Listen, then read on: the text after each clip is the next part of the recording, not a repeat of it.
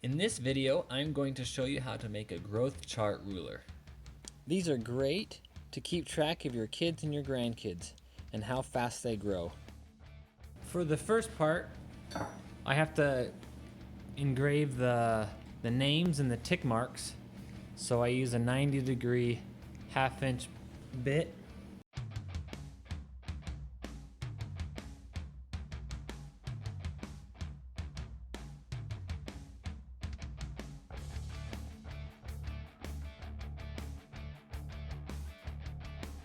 To cut the profile out, I'm using a 1/4 inch downward spiral router bit.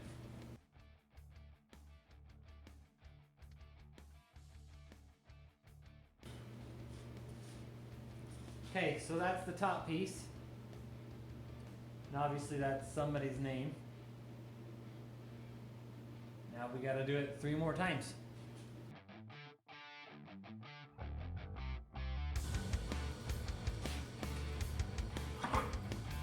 So it just goes together like that after you sand it.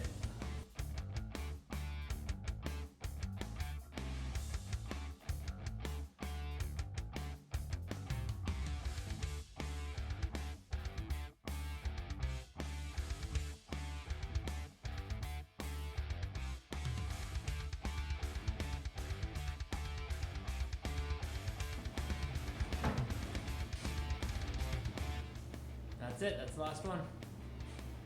Now that it's all cut out and sanded, let me just show you how this works. So obviously, looks like a giant puzzle.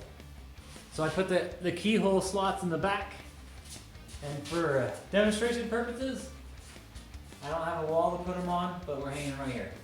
So I put two screws to hang from, and then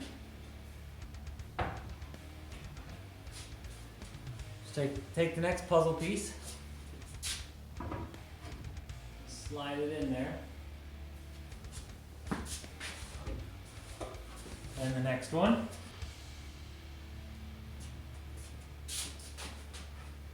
and then the last one.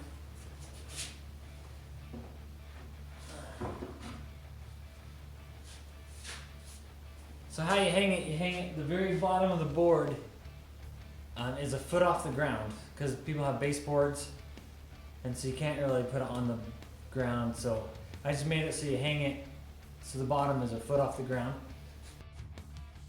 So I did it in so let's back up so you can see that.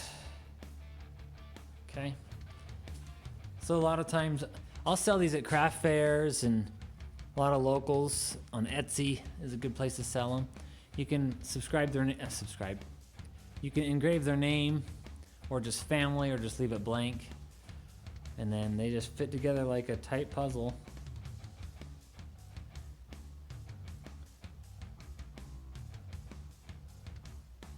So the reason I made it in puzzle pieces instead of one long board is for shipping purposes and for moving purposes. Shipping a board that's 6 feet long is not very conducive to your wallet. So when you take it apart and you're gonna ship it, you just take these out.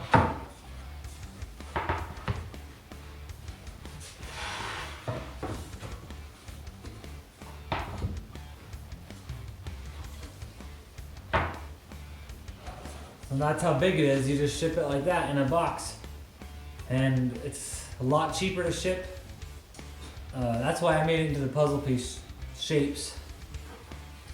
But oftentimes people want it painted or stained. So what I usually do, I paint inside all the grooves. And then I'm not very accurate. I just kind of glob it in there and let it dry. And then I just take my random orbital sander and sand over it, and just a nice crisp edge. And then I just do all that. And then after it's all painted, I usually paint the ticks and the names and the numbers black, generally. And then I just stain over it. And it doesn't matter if the stain gets on the paint, because it doesn't really adhere to the paint. So that's what I do when I'm staining it. So I But you can just stain the whole thing. A lot of times it'll make those letters pop a little bit. Even though it's the same color as the wood, but just because it's the grain, the inside grain. Yeah, so I paint it, sand it again, and then stain it. Or sometimes I whitewash it, so you just take some paint, let's just say you want it blue or a light blue, and you put a bunch of water in it, and so it's just white, so you can still see the grain of the wood, but it's blue. That's what I do. Hopefully you like this project. There will be a link in the description below to the design, so you can engrave it. You can cut it yourself on the CNC router.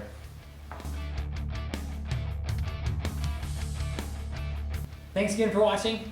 Click the thumbs up.